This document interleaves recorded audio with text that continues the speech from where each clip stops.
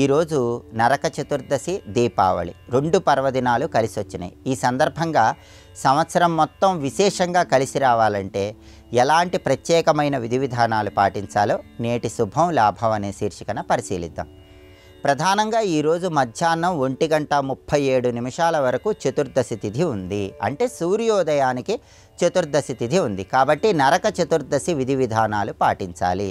నరక చతుర్దశి విధి విధానాల్లో ముఖ్యమైనది, ఇంట్లో తల్లులందరూ కూడా పిల్లల బ్రహ్మరంధ్రం దగ్గర అంటే శిరస్సు పైభాగంలో నువ్వుల నూనె రాసి 7 చిరంజీవుల పేర్లు చెప్పాలి. అశ్వత్థామ, బలిర్వ్యాసో, హనుమాంశ విభీషణ, కృపః పరశురామశ్చ సప్తైతే చిరంజీవిన. ఈ 7 చిరంజీవుల పేర్లు చెప్తూ పిల్లల శిరస్సు మీద నువ్వుల నూనె రాయాలి.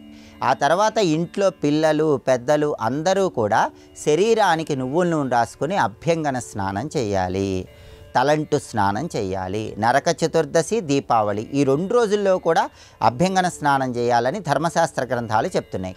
అలాగే సాయంకాలం పూట అమావాస్య తిథి వచ్చింది. కాబట్టి దీపావళి సందర్భంగా కొన్ని ప్రత్యేకమైన విధి విధానాలు పాటించాలి. ఆ విధి విధానాల్లో ముఖ్యమైనది, సాయంకాలం పూట ఇంటి గుమ్మం ముందు గోధుమల దీపాన్ని వెలిగించాలి.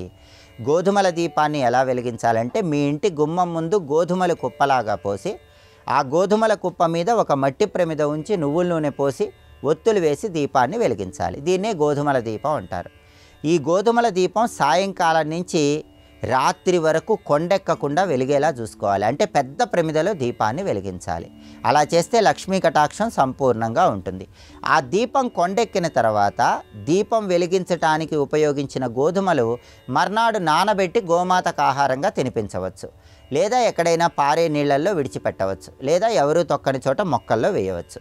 ఈ గోధుమల దీపాన్ని వెలిగించడం ద్వారా సమస్త శుభాలు చేకూరతాయి.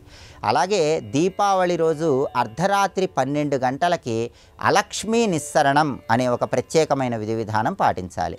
అలక్ష్మీ నిస్సరణం అంటే దరిద్ర దేవతని ఇంట్లోంచి బయటికి పంపించటం అని అర్థం. అలా పంపించాలంటే దీపావళి రోజు ఒక కొత్త చీపురు కొని ఆ చీపురుతో అర్ధరాత్రి 12 గంటలకి ఇల్లంతా చిమ్మి శుభ్రం చేసుకోవాలి.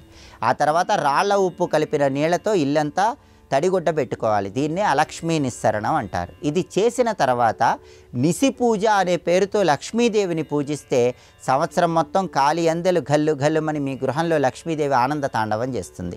ఈ అలక్ష్మీ నిస్సరణం పూర్తయ్యాక, దరిద్ర దేవతని ఇంట్లోంచి బయటికి పంపించాక, మీ గృహంలో పూజా మందిరంలో ధనలక్ష్మీదేవి చిత్రపటం దగ్గర ఆవు నెయ్యితో కానీ నువ్వుల నూనెతో కానీ దీపం వెలిగించి 108 రూపాయి బిళ్ళలతో ఆ చిత్రపటానికి పూజ చేస్తూ లక్ష్మీ అష్టోత్తరం అంటే 108 నామాలు చదవాలి.